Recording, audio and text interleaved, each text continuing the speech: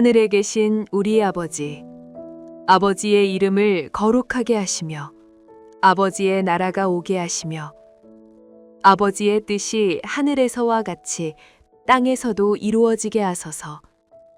오늘 우리에게 일용할 양식을 주시고 우리가 우리에게 잘못한 사람을 용서하여 준 것 같이 우리 죄를 용서하여 주시고 우리를 시험에 빠지지 않게 하시고 악에서 구하소서. 나라와 권능과 영광이 영원히 아버지의 것입니다. 아멘.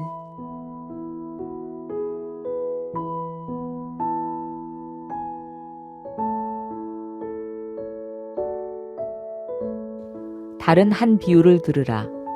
한 집 주인이 포도원을 만들어 산 울타리로 두르고 거기에 즙자는 틀을 만들고 망대를 짓고 농부들에게 새로 주고 타국에 갔더니 열매를 거둘 때가 가까움에 그 열매를 받으려고 자기 종들을 농부들에게 보내니 농부들이 종들을 잡아 하나는 심히 때리고 하나는 죽이고 하나는 돌로 쳤거늘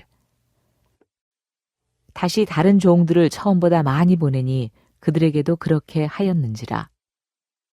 후에 자기 아들을 보내며 이르되 그들이 내 아들은 존대하리라 하였더니 농부들이 그 아들을 보고 서로 말하되 이는 상속자니 자 죽이고 그의 유산을 차지하자 하고 이에 잡아 포도원 밖에 내쫓아 죽였느니라. 그러면 포도원 주인이 올 때에 그 농부들을 어떻게 하겠느냐? 그들이 말하되 그 악한 자들을 진멸하고 포도원은 제때 열매를 바칠 만한 다른 농부들에게 새로 줄지니이다.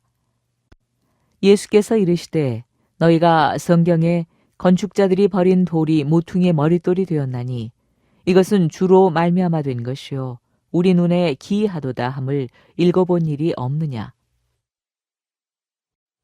그러므로 내가 너희에게 이르노니 하나님의 나라를 너희는 빼앗기고 그 나라의 열매 맺는 백성이 받으리라.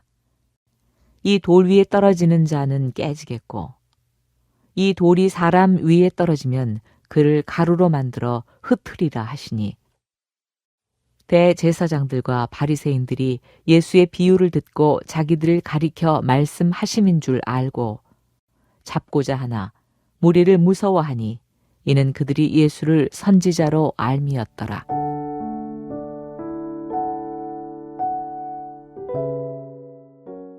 우리가 사는 세상은 소유욕이 참 강한 시대입니다.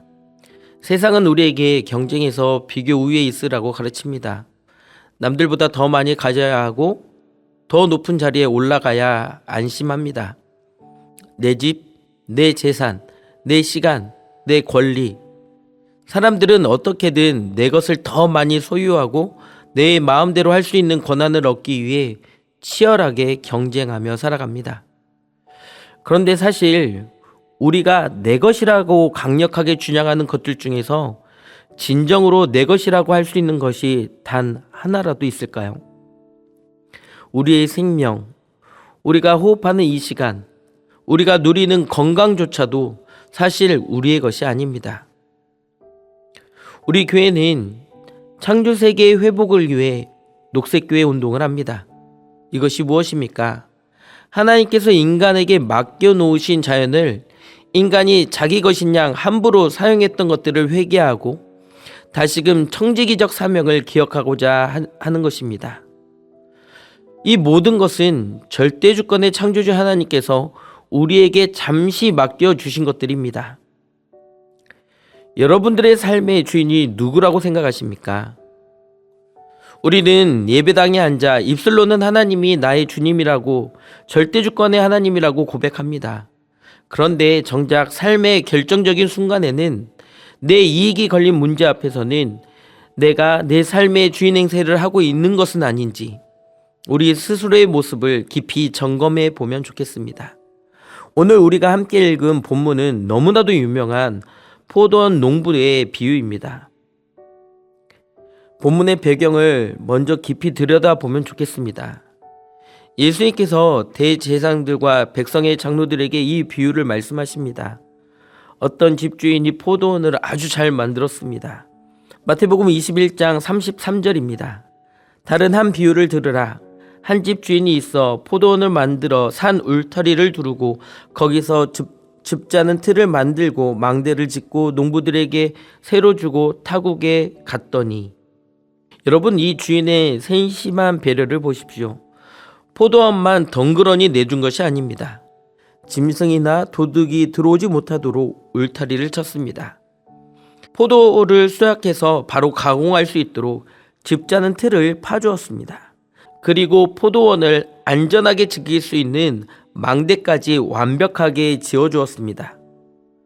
농부들이 일하기에 부족함이 없는 모든 환경을 완벽하게 세팅해 놓은 것입니다. 그리고 농부들에게 새를 주고 타국으로 떠났습니다. 여기서 포도원 주인은 바로 하나님이십니다.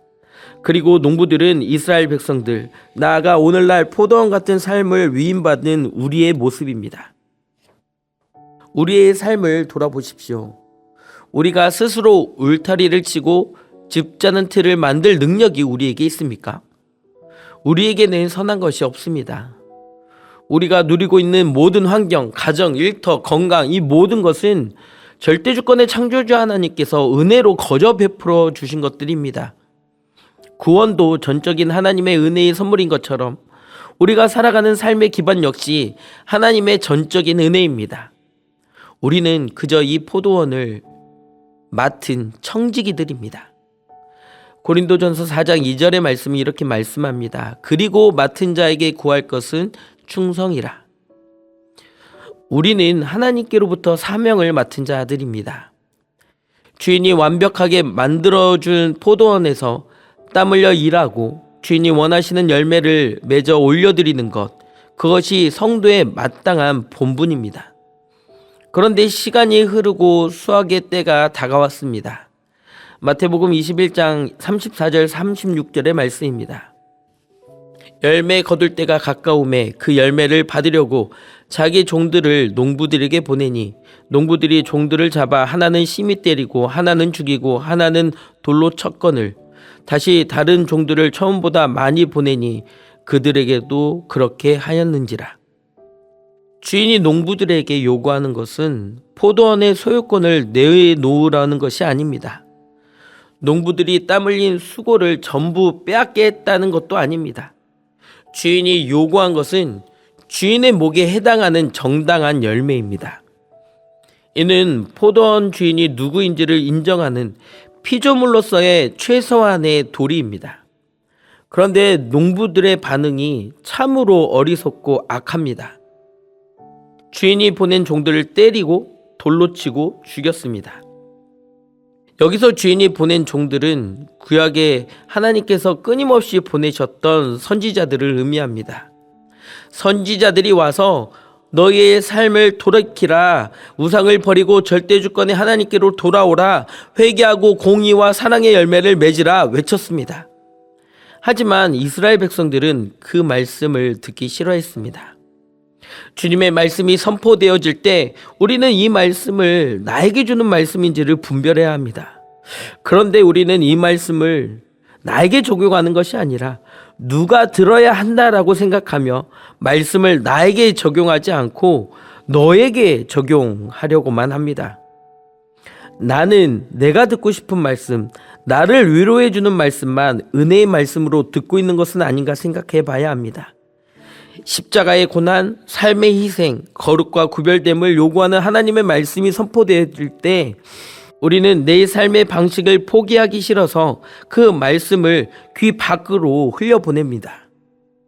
때로는 내 마음을 찌르는 말씀을 전하는 자들을 원망하기도 합니다.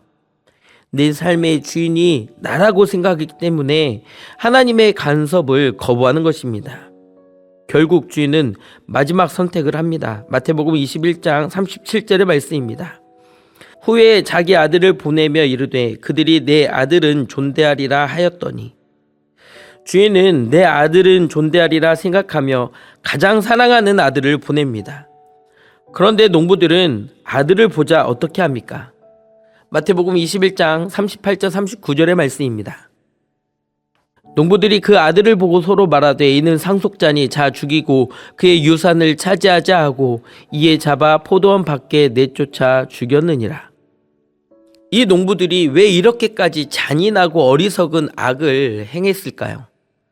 그들에게 무서운 착각이 있었습니다. 주인이 오랫동안 자리를 비우고 자신들이 매일 포도원을 가꾸며 땀을 흘리다 보니 그 포도원이 자기들 소유라고 착각한 것입니다. 주인의 아들만 죽이면, 주인의 상속자만 없애버리면 이 모든 것이 완전히 내 것이 될 것이다 라고 하는 허망한 욕심과 교만에 사로잡혔습니다. 사실 이것이 바로 타락한 인간의 본성입니다. 창세기 11장에 보면 바벨탑 사건이 나옵니다.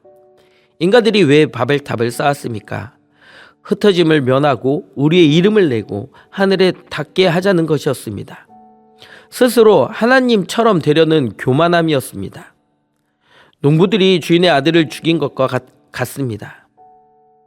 하나님의 자리를 밀어내고 내 인생의 주관자가 내가 되고 싶어하는 그 교만함이 바로 죄의 본질입니다. 우리는 어떻습니까? 우리는 겉보기에는 예수님을 십자가에 못 박지 않았다고 생각할 수 있습니다. 그러나 우리의 일상을 정직하게 돌아봅시다. 하나님은 우리에게 시간, 물질, 재능, 직장, 그리고 교회라는 귀한 포도원을 맡겨주셨습니다. 그런데 우리는 그것이 다 내 노력으로, 내 힘으로 얻은 것이라고 착각하며 살아갑니다.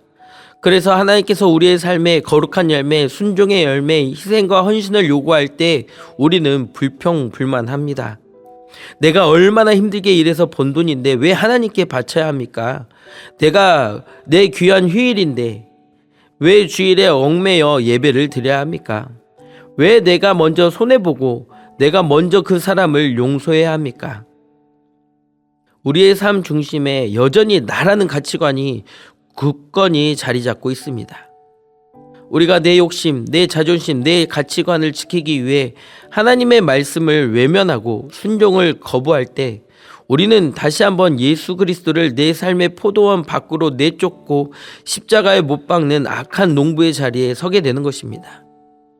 이 비유의 끝에서 예수님은 무서운 심판을 선고하십니다.